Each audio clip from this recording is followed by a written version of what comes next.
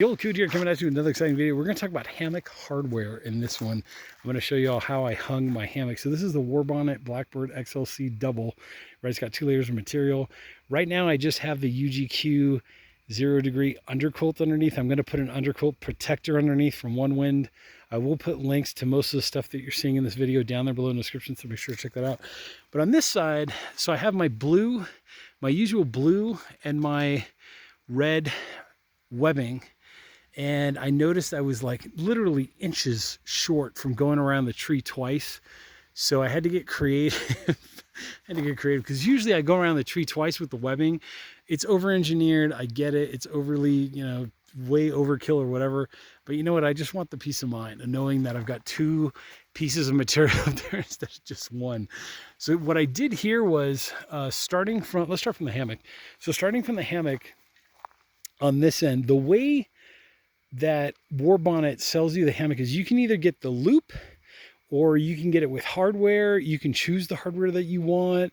You can do all kinds of things. Originally, when I got this, I wanted the hardware, and my hammock straps actually went through this hardware. What was going on was it was cutting into this end of the loop, right? Because you have a sharp, pointy corner here that's basically like pulling against that webbing.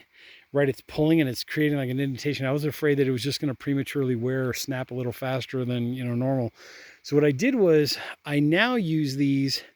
I use one for the UGQ underquilt, right? That's coming off of here, going to here.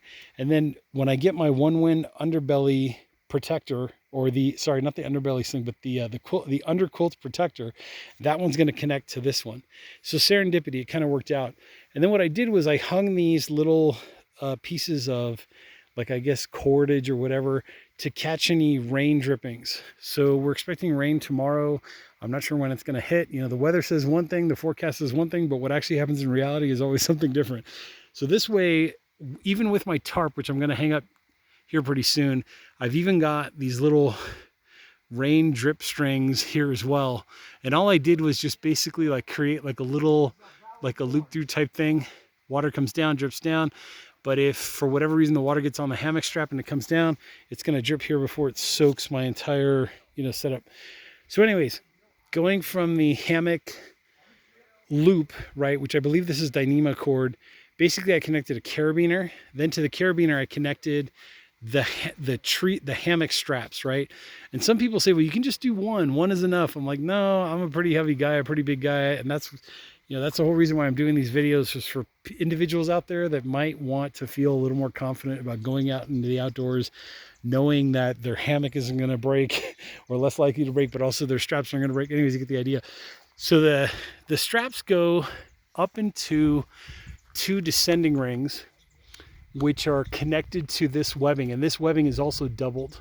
And I had to get creative here because the webbing basically just barely made it around the tree twice. This is a massive tree. This has to be at least, I would say, at least 4 feet in diameter, and probably, I don't know, pi, you know, multiply by 3.1, whatever the math is for the circumference. I guarantee you it's like 10 feet. Somewhere around there, or even a little more.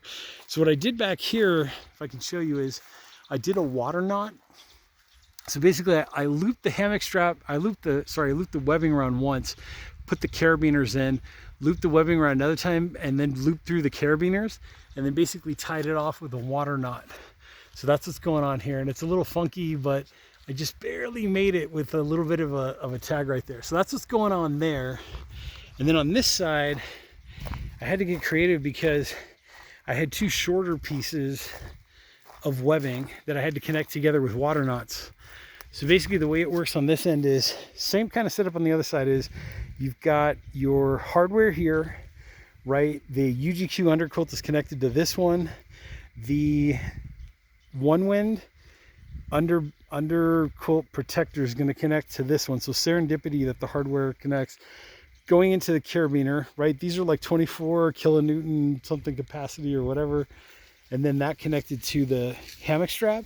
The hammock strap goes up, and the hammock strap connects to 2 carabiners, right, that are connected, or 2, sorry, descending rings that are connected to another locking carabiner. You don't need the locking one, but it's good to have it.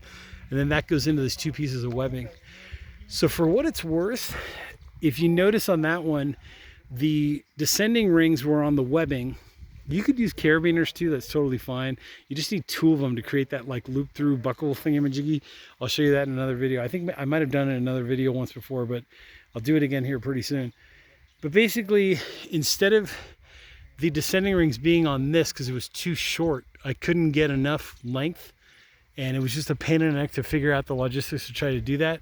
I basically connected the carabiner to here, and then the descending rings here, went through that way. So back here, if we take a look, we come around, this is how I connected the 2, because one piece of webbing didn't have enough to basically tie off to itself without creating like a square knot. Square knots are horrible, so I like the water knots better. And then that's why you have 2 water knots going on that are holding this in place. Anyways, that's the basic setup. Here's basically the hammock one more time. Let me show you all this from like a nice wider angle. Or as wide as possible.